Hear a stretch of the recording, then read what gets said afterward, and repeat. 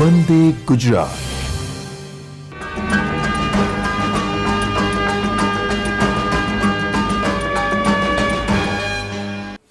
હું ડૉક્ટર શૈલેષ બ્રહ્મભટ્ટ, મદદનીશ પ્રાધ્યાપક, સમાજકાર્ય વિભાગ, ચિલ્ડ્રન્સ યુનિવર્સિટી ગાંધીનગર, આપ સર્વને વંદન કરું છું.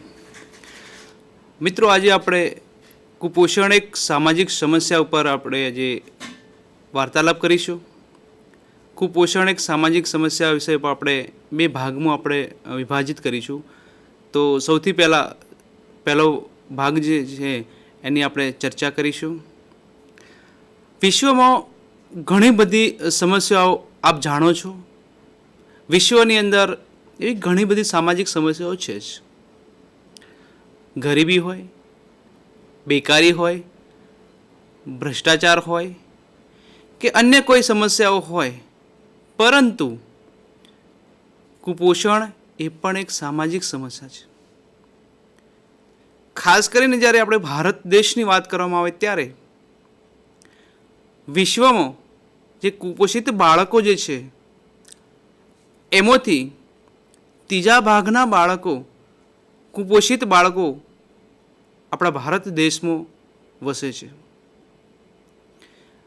કુપોષણ એક ગંભીર સમસ્યા ગણી શકાય. કુપોષિત બાળકો એ દેશનું વિકાસમાં અવરોધ ઉત્પન્ન કરે છે. જે દેશના બાળકો, જે દેશના યુવાનો અસ્વસ્થ હોય, ના તંદુરસ્ત હોય, તો એ દેશ, એ રાજ્ય, એ જિલ્લો અથવા તો એ સમાજ અથવા તો એ સમુદાયનો ક્યારેય વિકાસ થતો નથી. બાળકનું ભવિષ્ય જોખમાય છે.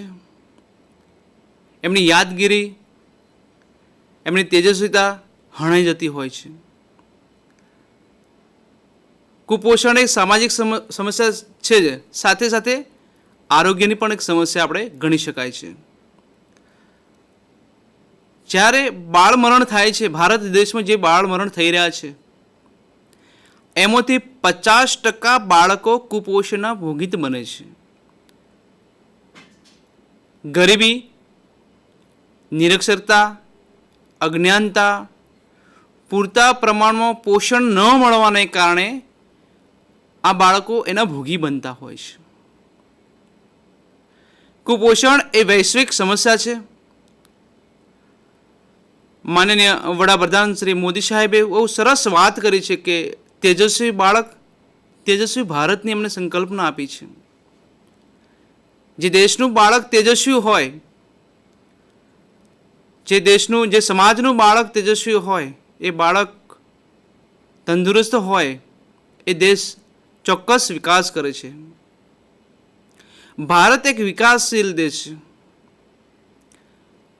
વિજ્ઞાન અને ટેકનોલોજીના યુગમાં જ્યારે વિશ્વ હરણફાળ ભરી રહ્યું હોય ત્યારે ભારતમાં જે આ ગંભીર સમસ્યા જે વર્તાઈ રહી છે એ દુઃખજનક બાબત કહી શકાય. એ સમાજ કાર્યના એક કાર્યકર તરીકે હું ચોક્કસ કહી શકું કે કુપોષિત બાળકો જે છે એમને સંપૂર્ણ પોષણ મળે, આહાર મળે, આના માટે માતા પિતાઓએ, વાલીઓએ, શિક્ષકોએ, સરકારે, સામાજિક સંસ્થાઓએ આગળ આવવાની જરૂર છે. કુપોષિત બાળકો જે હોય છે એમની સાથે સાથે ઘણા પણ રોગો થતા હોય છે. અનેક રોગોના એ ભોગી બનતા હોય છે, જેને કારણે એમનો વિકાસ થતો નથી, મન બુદ્ધિનું પણ એ ભોગી બનતા હોય છે. જ્યારે ભારત દેશની વાત કરવામાં આવે ત્યારે ભારતમાં જ્યારે બાળક જન્મે છે એ બાળક 6 થી 8 મહિનાનું થાય એ વચ્ચે સૌથી વધારે મરણ પામે છે. જે બાળક કુપોષણના ભોગી બને છે, જે મૃત્યુદર છે એ સરેરાશ 6 થી 8 મહિનાની અંદર એ બાળક મૃત્યુ પામવાની સમસ્યા આપણા દેશમાં વધારે જોવા મળે છે. આવી જે સમસ્યા છે, સામાજિક છે, આરોગ્ય સમસ્યા છે, એનું નિરાકરણ ચોક્કસ આપણે કરવું જોઈએ. સમગ્ર કિશોરાવસ્થા, તરુણાવસ્થા અને પુખ્ત અવસ્થાની જે જાળવણી છે એ આરોગ્યને સ્થિતિને ધ્યાનમાં રાખીને બાળકનો વિકાસ કરવો જોઈએ. બાળકને પૂરતું પોષણ મળી રહે, આહાર મળી રહે એવા પ્રયત્ન કરવો જોઈએ. માતાનું ધાવણ એને પૂરતા પ્રમાણમાં મળી રહે એવા પ્રયત્ન કરવો જોઈએ. માતાને સગર્ભા માતાઓ જે છે એ સમયે એમને પૂરતા પ્રમાણનું ખોરાક મળી રહે, આહાર મળી રહે એવા દરેક સમાજે, દરેક સમુદાયે પ્રયત્ન કરવા જોઈએ. અને એના કારણે એ બાળક તંદુરસ્ત ચોક્કસ આપણે એને જન્મ આપી શકીશું અને દેશના વિકાસમાં એ બાળકનો સૌથી મહત્ત્વનો ફાળો રહેશે. મિત્રો, આપણે હવે આગળ પીપીટીના માધ્યમથી થોડુંક ચર્ચા કરીશું. તો આપણે પીપીટીના માધ્યમથી આપણે આગળના ટોપિકની વાત કરીશું. કુપોષણનો અર્થ આપણે જે આજે પીપીટીમાં જોવાનું છે એ તમને અગાઉથી જણાવી દઉં છું કે કુપોષણનો અર્થ અને સમજૂતી, કુપોષણના પ્રકારો, કુપોષણના લક્ષણો, કુપોષણના કારણો અને ગુજરાત રાજ્યમાં કુપોષણની સ્થિતિ એ આપણે ભાગ 1માં લઈ લઈશું. એટલે આ 5 મુદ્દા જે છે એ આપણે ભાગ 1માં સમાવેશ કરી દઈશું. તો સૌથી પહેલાં આપણે કુપોષણનો અર્થ અને એની થોડી સમજૂતી આપણે જાણીશું. સામાજિક સમસ્યા. આપ સૌ જાણો છો કે કુપોષણ એ સામાજિક સમસ્યા છે, વૈશ્વિક સ્તરે સમસ્યા છે, આરોગ્યની પણ એક સમસ્યા છે. એવું નથી કે કોઈ એક ચોક્કસ સમુદાયમાં જ આ સમસ્યા છે. સમુદાય કોઈ પણ હોઈ શકે, કોઈ જાતિ, જ્ઞાતિ કે ધર્મ એમાં જોવામાં આવતું નથી. કુપોષિત બાળક એ દરેક સમાજ, દરેક સમુદાયમાં ક્યાંક ને ક્યાંક અવરોધ ઊભો થતો હોય છે. સામાજિક સમસ્યા દરેક સમુદાયને અનુરૂપ એ જોવામાં આવતો હોય છે. સમાજની વિવિધ જે સમસ્યાઓ છે એને સાંકળી લેવામાં આવે તો ગરીબી હોય, બેકારી હોય કે એવી રીતે અલગ અલગ જે સમસ્યાઓ છે એ એક કુપોષણ પણ એક મહામારી કહી શકાય. વિશ્વની મહામારી આપણે જાણી શકતા હોઈએ છીએ. ખાસ કરીને ગામડાઓમાં જે કુપોષણની વાત કરવામાં આવે ત્યારે ગામડાઓનું વિશેષ પ્રમાણમાં કુપોષણ બાળકો જોવા મળતા હોય છે. એના ઘણા બધા કારણો છે, આપણે વિગતની વાત કરીશું. પરંતુ જે સામાજિક સમસ્યાની જ્યારે વાત કરવામાં આવે ત્યારે આજના વિકાસશીલ દેશમાં વિજ્ઞાન અને ટેકનોલોજીના યુગમાં પણ આજે જો બાળકની જો સમસ્યા જોવે એ મારા દ્રષ્ટિએ એક સમાજ કાર્યકર તરીકે એક દુઃખની ઘટના હું માની શકું છું. મિત્રો, આગળની વાત કરીએ, કુપોષણ એક રાષ્ટ્રીય સમસ્યા. આપ જાણો છો ઘણી બધી સમસ્યા સમુદાય સાથે હોય એ રાજ્ય કક્ષાએ પણ હોઈ શકે છે, રાષ્ટ્રીય કક્ષાએ પણ હોઈ શકે છે અને વૈશ્વિક સ્તરે પણ એની સમસ્યા આપણે જોતા હોઈએ છીએ. એવું નથી કે ભારત દેશમાં જ કુપોષણ છે. દક્ષિણ આફ્રિકા જેવો દેશ છે ત્યાં પણ કુપોષણની સમસ્યા સૌથી વધારે જોવા મળે છે. ભારત વિકાસશીલની સાથે સાથે જ્યારે વિકાસ કરી રહ્યો છે ત્યારે આ સમસ્યાનું જલ્દી નિવારણ આવી રહેશે એવી આપણે અપેક્ષા રાખીશું. રાષ્ટ્રીય કક્ષા આખા ભારતમાં એવું જ નથી કે ગુજરાતમાં જેની સમસ્યા છે, સમગ્ર ભારત દેશમાં એક કુપોષણ એક રાષ્ટ્રીય કક્ષાની સમસ્યા આપણે જોતા હોઈએ છીએ. સરકાર ઘણા બધા પ્રયત્નો કરે છે. રાજ્ય કક્ષાના પ્રયત્નો હોય, કેન્દ્ર સરકારના પ્રયત્નો હોય, ઘણી બધી યોજનાઓ સરકાર બહાર પાડે છે, ઘણી બધી યોજનાઓનો વિકાસ કરે છે. પણ એ યોજનાઓનું જે અમલીકરણ થવું જોઈએ, જે ખરેખર સત્ય ઘટના, સત્ય સ્તરે અથવા ગ્રામીણ કક્ષાએ પહોંચવું જોઈએ એ હજી સુધી પહોંચ્યું નથી. જે લાભાર્થી લોકો છે, જે જરૂરિયાતમંદ લોકો છે એમના સુધી આવી યોજનાઓ પહોંચી નથી.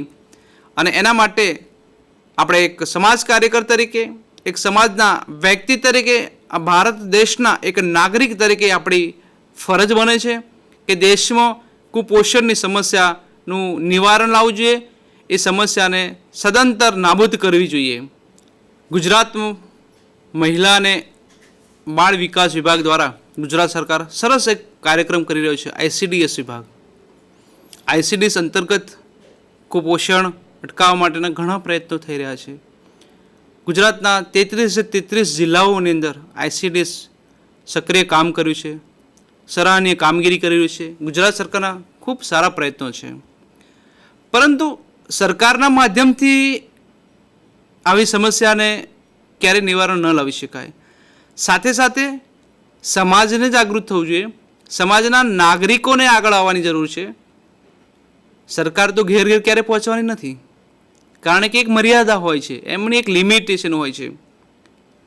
તો આવા જે કાર્યક્રમો છે, જે પ્રોગ્રામો ચાલી રહ્યા છે, એની જનજાગૃતિ માટે આપણે ગામડે ગામડે, શેરે શેરે, મહોલ્લા સુધી પહોંચવાના એક ભારતના નાગરિક તરીકે આપણે એક ફરજ બને છે. તો જ આવી રાષ્ટ્રીય કક્ષાની જે સમસ્યાઓ છે એનું ઝડપી અને જલ્દી અને એનું નિવારણ લાવી શકશું અને એક શ્રેષ્ઠ નાગરિક તરીકેની આપણી ભૂમિકા ત્યાં અદા કરી શકીશું. મિત્રો, આગળની જો જ્યારે વાત કરવામાં આવે ત્યારે ભારત દેશમાં કુપોષણ દર 42.5% છે એવું UNDPના અહેવાલમાં કહેવામાં આવ્યું છે કે ભારત દેશમાં કુપોષણની સમસ્યા 42.5% છે. મિત્રો, તમે વિચારો કે 100% જે બાળકો જન્મી રહ્યા છે એમાંથી 42.5% જો બાળકો કુપોષિત જન્મતા હોય, એમનો જન્મ થતો હોય, તો આનાથી વધારે ગંભીર કોઈ બાબત ન હોઈ શકે.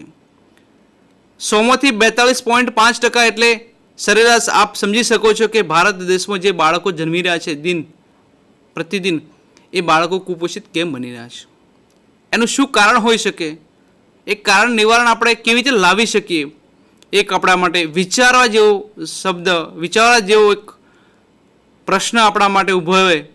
સંશોધન પણ કરી શકાય કે દેશમાં કુપોષણની સમસ્યા શા કારણે વધી રહી છે, શા કારણે એને કંટ્રોલમાં આપણે કાબૂમાં નથી લાવી શકતા, કેમ બાળકોને, કુપોષિત બાળકોને આપણે બચાવી નથી શકતા.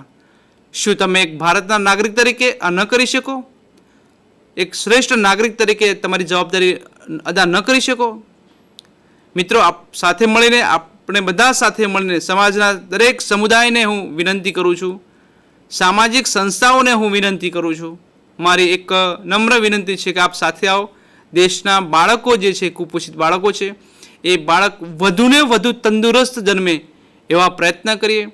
માનીને મોદી સાહેબનું જે સપનું છે કે તેજસ્વી બાળક, તેજસ્વી ભારતની જે વાત કરી છે એને સાકાર કરવું જોઈએ.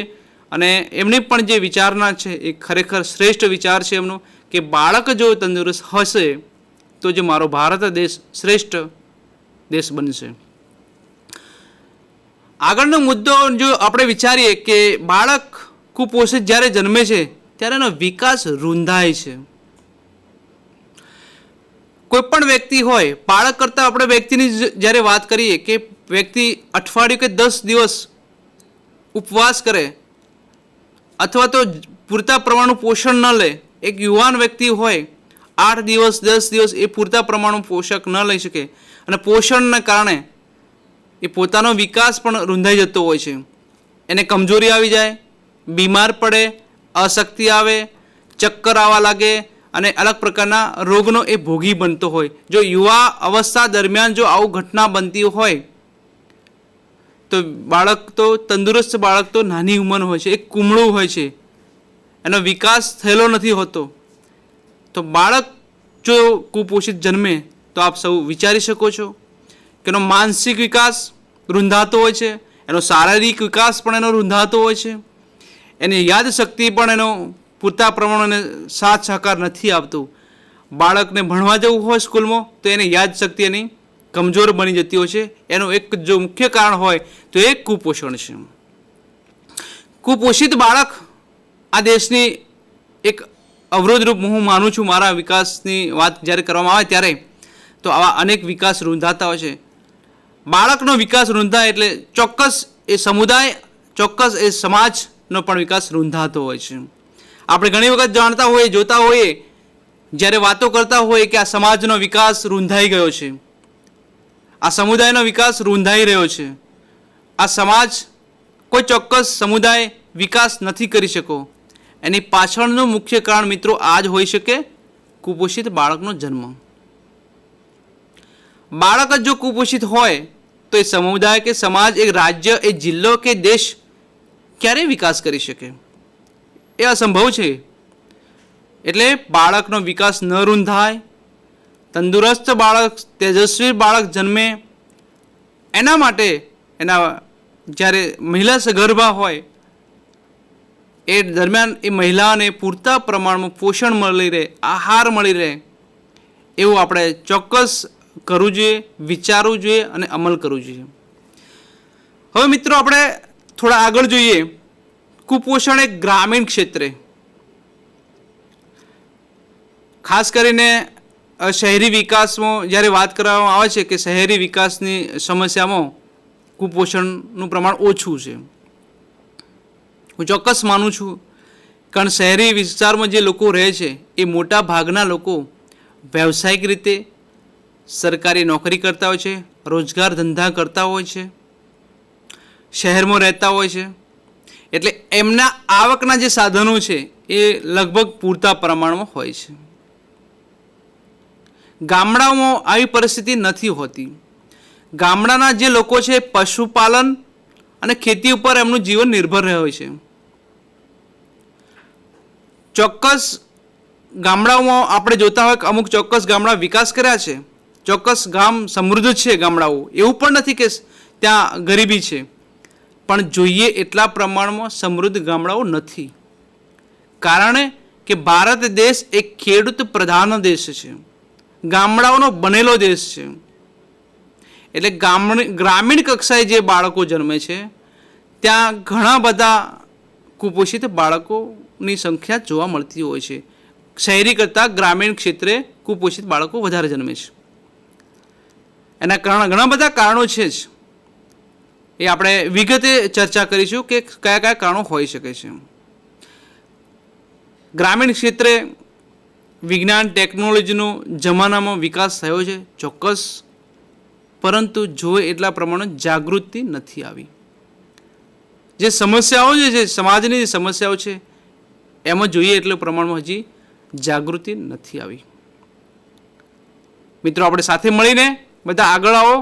આ દેશના વિકાસ માટે, ગ્રામીણ ક્ષેત્રના વિકાસ માટે આપણે સૌ સંગઠિત થઈએ અને જે બાળકો ગ્રામીણ કક્ષાએ થોડાક અંશે કુપોષિત જે જન્મી રહ્યા છે એમને આપણે તંદુરસ્ત બાળક જન્મે એના માટે સરકારને પણ સહયોગ કરીએ, સામાજિક સંસ્થાઓને પણ સહયોગ કરીએ, સમુદાયને આપણે મદદ કરી શકાય.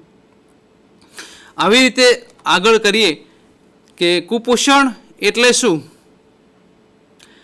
શરીરમાં અપૂરતા ખોરાકને કારણે ઉત્પન્ન થતી સમસ્યા એટલે કુપોષણ. મિત્રો એવું કહી શકાય કે બાળક જ્યારે જન્મે છે ત્યારે કુપોષિત બાળક કેમ બને છે? તો સૌથી પહેલાં જ્યારે માતા સગર્ભા હોય છે, જ્યારે માતા પ્રેગ્નન્ટ હોય છે, એના ગર્ભમાં બાળકનો વિકાસ થઈ રહ્યો છે, ત્યારે સૌથી પહેલાં માતાને પૂરતા પ્રમાણમાં ખોરાક મળવો જોઈએ.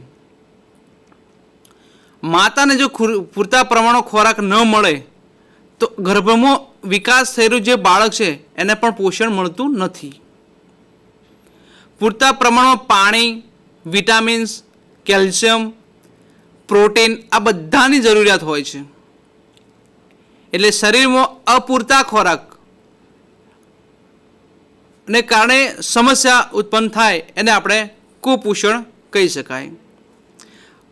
એનાથી વધારે આગળ વાત કરી હોય તો કહી શકાય કે એક અથવા એકથી વધારે પોષક તત્વની ઉણપ જોવા મળે તેને કુપોષણ કહી શકાય. શરીરની અંદર તંદુરસ્ત શરીર રાખવા માટે ઘણા બધા પોષક તત્વોની આપણે જરૂર હોય છે. કેલ્શિયમ હોય, વિટામિન હોય, એની જરૂર હોય, પણ એમાંથી કોઈ એક પોષક તત્વની જો ઉણપ હોય તો પણ એ બાળક કુપોષિત જન્મે છે.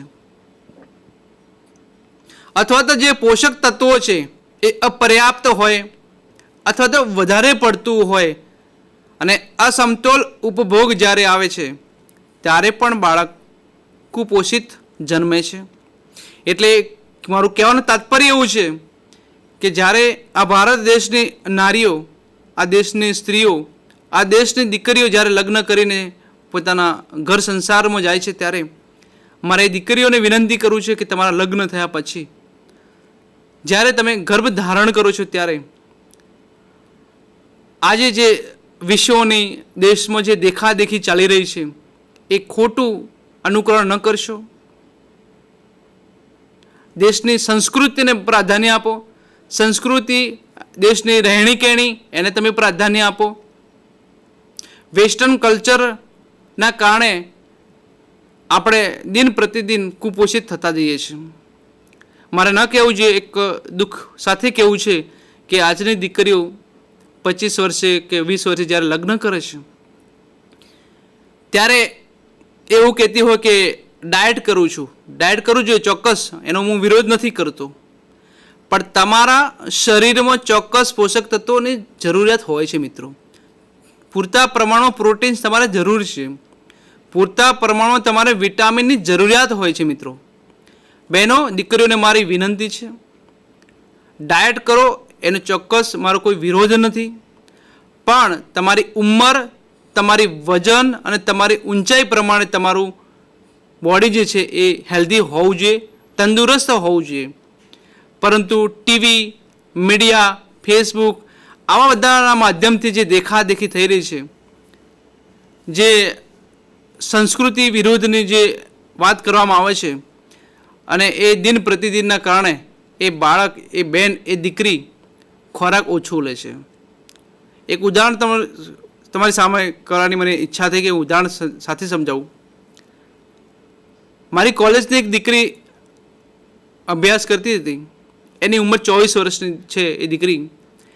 એને મેં કીધું કે બેટા, તું દિવસમાં તારો દૈનિક ખોરાક કેટલો છે? તું ડેલી કેટલો ખોરાક ખાય છે? કેટલું પોષણ લે છે? કેટલો આહાર લે છે? 24 વર્ષની દીકરીએ મને એવો જવાબ આપ્યો કે સાહેબ, સવારે ઉઠીને હું ચા પીવું છું, નાસ્તો નથી કરતી. બપોરે એક જ ભાખરી ખાઉં છું. બપોરે 3 વાગે 4 વાગે હું ચા પીવું છું, નાસ્તો નથી કરતી. સાંજે ફરી 8 વાગે કે 9 વાગે હું જમી લઉં છું, ત્યારે રોટલી ખાતી નથી, ભાખરી ખાતી નથી, ખાલી દાળ, ભાત અથવા તો ખીચડી ખાઉં છું. મિત્રો, 24 વર્ષની દીકરી આખા દિવસમાં એક ભાખરી, એક રોટલી ખાતી હોય, 2 ચમચી 4 ચમચી જેવું જો એ અનાજ એના પેટમાં ન જાય તો આપ સમજી શકો છો કે એ લગ્ન પછી એનું બાળક કેટલું તંદુરસ્ત હોઈ શકે. 24 વર્ષની દીકરી હોય એને કેટલો ખોરાક જોઈએ. તો મેં પૂછ્યું, બેટા કેમ તું આવું કરે છે? કેમ તું ખોરાક પૂરતા પ્રમાણ નથી? તારું શરીર હેલ્ધી તો છે નહીં. ત્યારે મને એમ કીધું કે સાહેબ, હું ડાયટ કરું છું. મને નવાઈ લાગી કે બેન, તું આટલો ખોરાક લે છે, આટલી પતળી છે, એનું 40 કિલો પણ વજન નહોતું. 24 વર્ષની દીકરી હોય અને 40 કિલો જો વજન ના હોય તો હેલ્ધી ન કહી શકાય. એટલે મારું ટૂંકું જ તમને કહેવું હોય તો બહેન દીકરીઓને મારી વિનંતી છે કે પૂરતા પ્રમાણમાં ખોરાક લો અને ભવિષ્યમાં તમારા ઘર સંસારમાં લગ્ન કર્યા પછી તમારું બાળક તંદુરસ્ત આવે એવું હું આપની પાસે અપેક્ષા રાખું છું. આપણે આગળ જોયું કે કુપોષણના પ્રકારો. આમ તો કુપોષણના મુખ્ય 2 પ્રકાર છે, કુપોષિત અને અતિ કુપોષિત. પરંતુ એના પેટા જો પ્રકાર જોવામાં આવે તો સૌથી પહેલો છે કે કેલરી કુપોષણ. એને ઇંગ્લિશમાં મેરેસસ તરીકે પણ ઓળખવામાં આવે છે. જે કેલરી કુપોષિત જે બાળકો છે એમને એવી કેટેગરીમાં એમને સામેલ કરવામાં આવે છે કે જેઓ સૌથી ઓછો ખોરાક લે છે, સામાન્ય થોડો ખોરાક લેતા હોય છે. મેં આપણે આગળ જ વાત કરી કે પૂરતા પ્રમાણમાં ખોરાક ન લેવામાં આવે.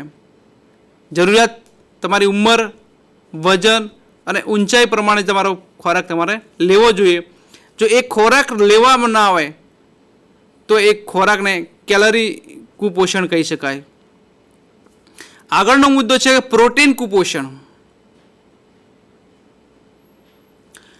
જે બાળકોમાં, જે માતાઓમાં પ્રોટીનનું પ્રમાણ ઓછું હોય છે અને કાર્બોહાઈડ્રેટનું પ્રમાણ વધુ હોય છે, આવી માતાઓ કે આવા બાળકોને આપણે પ્રોટીન કુપોષણ કહી શકાય કે જેઓને પ્રોટીનનું પ્રમાણ વધારે હોય છે. ખરેખર પ્રોટીન સમતોલ આહારમાં આપણે એને જેટલી જરૂરિયાત હોય એટલું જ લેવું જોઈએ, પરંતુ ઘણા કેસોમાં એવું હોય છે કે પ્રોટીનનું પ્રમાણ વધી જાય છે, કાર્બોહાઈડ્રેટ માફ કરજો, ઘણા કેસમાં એવું હોય છે કે પ્રોટીનનું પ્રમાણ ઓછું હોય છે અને કાર્બોહાઈડ્રેટનું પ્રમાણ વધી જાય છે. એને આપણે પ્રોટીન કુપોષણ કહી શકીએ. આ પ્રકારના કુપોષણ દ્વારા પેદા થતા ઘણા બધા પરિણામો આપણે જોતા હોય છે. માતાઓ ઘણી વખત સગર્ભા માતાઓ હોય છે, એ એવું ફરિયાદ કરતી હોય છે કે મને પેટમાં દુખાવો થાય છે, મને માથાનો દુખાવો થાય છે, મને યકૃતની સમસ્યા પેદા થઈ છે. મિત્રો, જ્યારે સગર્ભા માતા હોય ત્યારે એના આવા જો લક્ષણો હોય, વારંવાર પેટમાં દુખવું, માથાનો દુખાવો થવો, યકૃતની સમસ્યાનો કોઈ પ્રોબ્લેમ હોય, તો કોઈ તકલીફ હોય, તો એવું કહી શકાય કે માતાના ગર્ભમાં જે બાળક છે એને પૂરતા પ્રમાણનું પોષણની જરૂર છે, પૂરતા પ્રમાણને ખોરાક મળવો જોઈએ. આગળનો મુદ્દો છે, આગળનો જે પ્રકાર છે એ ખનિજ અને વિટામિનની ઉણપ. શરીરને તંદુરસ્ત રાખવા માટે કેલરી જોઈએ, પ્રોટીન જોઈએ, કાર્બોહાઈડ્રેટ જોઈએ, ખનિજ જોઈએ, વિટામિન્સ જોઈએ, કેલ્શિયમ જોઈએ. તો આજે આપણે વાત કરીશું ખનિજ અને વિટામિનની ઉણપની. જે લોકો ખનિજ અને વિટામિનની ઉણપ હોય છે એ લોકોમાં અવિકસિત અને રોગ પ્રતિકારક શક્તિ હોય છે. કેવી હોય છે? અવિકસિત રોગ પ્રતિકારક શક્તિ હોય છે. જે બાળકો અવિકસિત હોય, અલ્પ વિકસિત હોય છે, એ રોગ સામે પ્રતિકાર કરી શકતા નથી.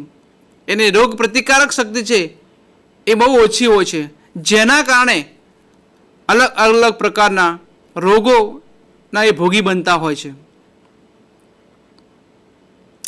જે બાળક કે જે માતાની અંદર ખનિજ અને વિટામિનની ઉણપ હોય, એમને સતત થાક લાગે છે અને બાળકની યાદગીરી બહુ ઓછી હોય છે અને એને શીખવાની જે પ્રક્રિયા છે એ પણ એકદમ ઓછી હોય છે. શીખવાની ક્ષમતા એ ગુમાવી દે છે. અને એટલે ખનિજ અને વિટામિનની જે સમસ્યા છે એ આપણે બાળકે અથવા માતામાં ન હોવી જોઈએ. આપ ચિત્રમાં જોઈ શકો છો કે સરસ દીકરી, એનું સરસ ફોટો પિક્ચર્સ આપ જોઈ શકો છો, પણ એના બોડી, એનું શરીર તમે જુઓ તો તમને ખ્યાલ આવશે કે આ બાળક કુપોષણથી પીડિત છે, કુપોષિત બાળક છે. કુપોષિત બાળક હોય એના લક્ષણો શું હોઈ શકે? કુપોષણના લક્ષણો શું હોઈ શકે? આપણે કેવા બાળકોને આપણે કુપોષણ કહી શકીએ? કોઈ બાળક જેટલા જન્મે એટલા બધા કુપોષણ નથી હોતા, પણ એની ઓળખ તો હોવી જોઈએ ને ચોક્કસ. કોઈ રોગ થાય તો એ રોગની ચોક્કસ ઓળખ હોઈ શકે. જો ઓળખ ના હોય તો એને આપણે કહી શકીએ જ નહીં કે આને કયો રોગ થયો છે. ડાયાબિટીસ છે, મેલેરિયા છે, ટાઇફોઇડ છે, થાઇરોઇડ છે, એવું ક્યારે કહી શકીએ? એના કોઈ ચોક્કસ લક્ષણો હોય ત્યારે જ એને આપણે કહી શકીએ કે બાળક, આ માતા યા તો આ વ્યક્તિને આ પ્રકારના રોગ થયા છે. તો આપણે કુપોષણના લક્ષણોની વાત કરીશું. સૌથી પહેલું જે લક્ષણ છે એ છે બાળકનું જે વજન છે એ વધતું અટકી જાય છે. સરસ મજાની વાત છે કે બાળકનું જે વજન છે એ અટકી જાય છે. બાળકનું જે વજન હોવું જોઈએ, સરેરાશ બાળક જ્યારે જન્મે છે, જ્યારે બાળકનો પહેલો દિવસ હોય છે બાળકનું, ત્યારે હું માનું ત્યાં સુધી 2.5 થી 3 કિલો વજન બાળકનું હોવું જોઈએ. જો એનાથી ઓછું હોય તો એ બાળક કુપોષિતનું ભોગી બનેલું આપણે માની શકીએ. એટલે બાળકનું વજન વધતું અટકી જાય છે, એનું મુખ્ય લક્ષણ છે.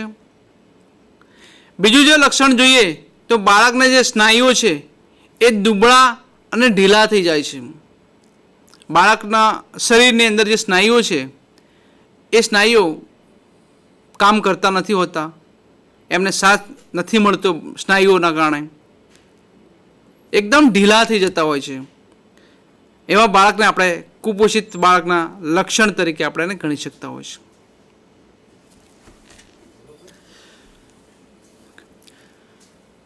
બાળકનું જે પેટ છે એ બહાર લચી પડે છે, પેટ છે એ બહાર નીકળી જાય છે. માથાના વાળ ભૂખરા અને બરછટ થઈ જાય છે. બાળકના જે વાળ છે એ બરછટ થઈ જતા હોય છે, ભૂખરા થઈ જતા અથવા તો ખરી જતા હોય છે. ચામડી અને ચહેરો જે છે એ ફીકો લાગવા લાગે છે. એને જે ચમક છે, જે ચામડીની જે ચમક છે, એનો જે ચહેરાની જે ચમક છે એ જતી રહે છે અને હાથ પગ ઉપર એના સોજા આવવા લાગે છે. એની આંખો છે એ આંખો નિસ્તેજ લાગે છે, આંખો અંદર જતી રહે છે. કુદરતી બાય ચાન્સ કદાચ કોઈ આંખની કોઈ બીમારી હોય એ અલગ વસ્તુ છે. બાળક જન્મે કોઈ કુદરતી જન્મથી વિકલાંગ હોય, દિવ્યાંગ બની શકે આંખથી, એ અલગ વસ્તુ છે.